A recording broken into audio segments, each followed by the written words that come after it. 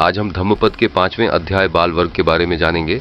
बाल वर्ग का अर्थ होता है अज्ञानी या मूर्ख व्यक्ति। इस अध्याय में भगवान बुद्ध हमें बताते हैं कि मूर्खता क्या है और बुद्धिमानी का मार्ग कौन सा है। भगवान बुद्ध कहते हैं कि जो व्यक्ति अपने अज्ञान को नहीं समझता वही सच्चा मूर्ख है। जो स्वयं को बहुत ज्ञानी समझता है वही सीखने से वंचित रह जाता है। अब इसे हम एक कहानी के माध्यम से समझते हैं। बहुत समय पहले एक नगर में एक व्यक्ति रहता था जिसका नाम था अजय। अजय को लगता था कि वह सब कुछ जानता है। वह हर बात में दूसरों को गलत साबित करने की कोशिश करता और किसी की सलाह नहीं मानता था। एक दिन नगर में भगवान बुद्ध आए। लोग उनका उपदेश सुनने पहुंचे। अजय भी गया, लेकिन केवल यह दिखाने के लिए कि वह भी बहुत कुछ जानता है। उपदेश के दौरान वह मन ही मन बुद्ध की बातों का विरोध करता रहा। उपदेश के बाद अजय बुद्ध के पास गया और बोला, भगवान, आप जो कह रहे हैं यह तो मैं पहले से जानता हूँ। बुद्ध मुस्कुराए और पास रखे एक पात्र में पानी भरने लगे। उन्होंने भरते भरते पात्र को छलका दिया। अजय बोला, भगवान, पात्र भर चुका है, अब इसमें और पानी नहीं समा सकता। बुद्ध ने कहा, ठीक वैसे ही तुम्हारा मन भी अपने अहंकार से भरा हुआ है। जब पात्र भरा हो तो उसमें नया जल कैसे आएगा? अजय को अपनी भूल समझ में आई। उसने सिर झुका लिया।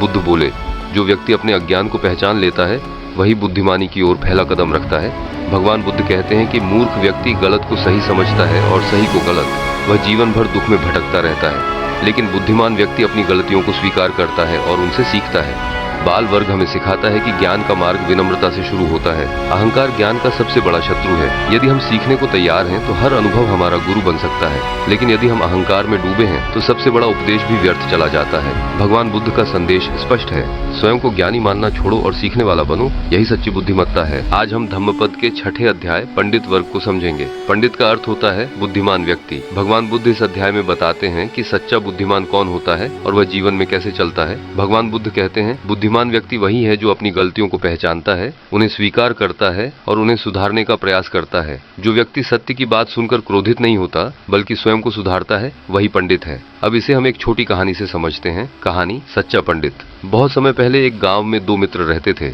एक दिन एक चोर गांव में चोरी करने आया। चोर ने गांव में चोरी की और गांव के लोगों को लूट लिया। चुप थे। एक का नाम था वीर और दूसरे का नाम था धीर। वीर को लगता था कि वही सबसे अधिक समझदार है। वह किसी की बात नहीं सुनता था। धीर शांत स्वभाव का था और हर बात को ध्यान से सुनता था। एक दिन गांव के बुजुर्ग ने दोनों से कहा, तुम दोनों खेत में पानी बांटने का काम करो। वीर ने बिना सुने अपनी मर्जी से नहर मोड़ दी, लेकिन उसका तरीका गलत था, जिससे आधा खेत सूखा रह गया। धीर ने बुजुर्ग की बात ध्यान से सुनी और धीरे धीरे सही दिशा में नहर मोड़ी। उसका खेत हरा भरा हो गया। जब वीर ने यह देखा तो वह दुखी हुआ।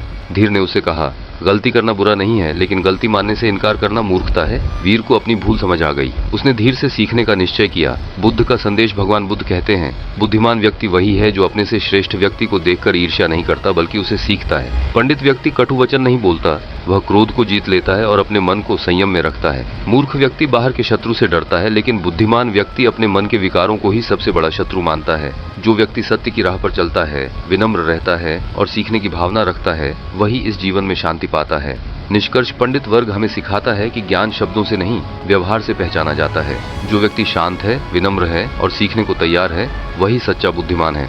धम्मपद के 7वें अध्याय अरहंत वर्ग के बारे में जानेंगे। अरहंत का अर्थ होता है वह व्यक्ति जिसने तृष्णा, अहंकार, मोह और अज्ञान को पूरी तरह जीत लिया हो। जो संसार में रहते हुए भी संसार के बंधनों से मुक्त हो जाता है वही अरहंत कहलाता है। भगवान बुद्ध कहते हैं, अरहंत न सुख में फूला होता है और न दुख में टूटता है। उसका मन शांत रहता है जैसे हवा से अडिग दीपक। अब इसे हम एक लंबी कहानी के माध्यम से समझते हैं। लंबी कहानी, अंजन का परिवर्तन। बहुत समय पहले एक नगर में एक व्यक्ति रहता था जिसका नाम अंजन था। अंजन बहुत धनी था। उसके पास धन था, सम्मान था, लेकिन मन में शांति नहीं थी। वह हमेशा डर में रहता था कि कहीं उसका धन न छिन जाए, उसका नाम न मिट जाए। अंजन रोज दान करता था, लेकिन केवल दिखावे के लिए। वह लोगों की प्रशंसा चाहता था। यदि कोई उसकी प्रशंसा न करे तो वह क्रोधित हो जाता था। एक दिन नगर में भगवान बुद्ध आए। अंजन भी उनके उपदेश को सुनने पहुंचा, लेकिन वह वहां भी दूसरों से आगे बैठने और श्रेष्ठ दिखने की सोच में था। भगवान बुद्ध ने कहा, जो व्यक्ति त्याग का दिखावा करता है लेकिन भीतर से आसक्ति रखता है वह मुक्त नहीं हो सकता। ये वाक्य अंजन के हृदय में चुभ गया। उपदेश के बाद वह बुद्ध के पास गया और बोला,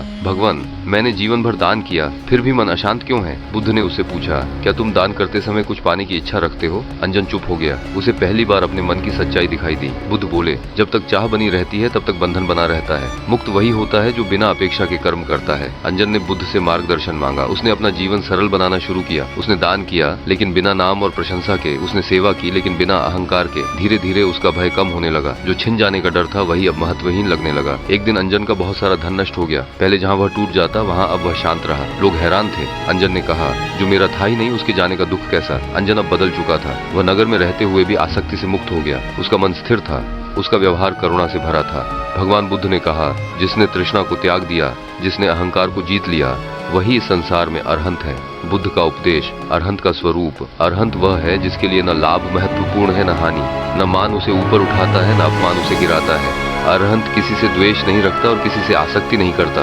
वह कर्म करता है लेकिन फल की इच्छा नहीं करता। जिस प्रकार कमल कीचड़ में रहकर भी कीचड़ से अछूता रहता है, उसी प्रकार अरहंत संसार में रहकर भी संसार से मुक्त रहता है। निष्कर्ष, अरहंत वर्ग हमें सिखाता है कि सच्ची मुक्ति त्याग से नहीं बल्कि आसक्ति के त्याग से मिलती है। जो व्यक्ति अपेक्षा छोड़ देता है, भय से मुक्त हो जाता है। जो भय से मुक्त है वही वास्तव में शांत है। यदि यह शिक्षा हम अपने जीवन में उतार लें तो हम भी दुख से मुक्त जीवन जी सकते हैं। मैं हूं सुखवीर सिंह और मिलते हैं अगले अध्याय धम्मपद की एक और गहरी शिक्षा के साथ। धन्यवाद।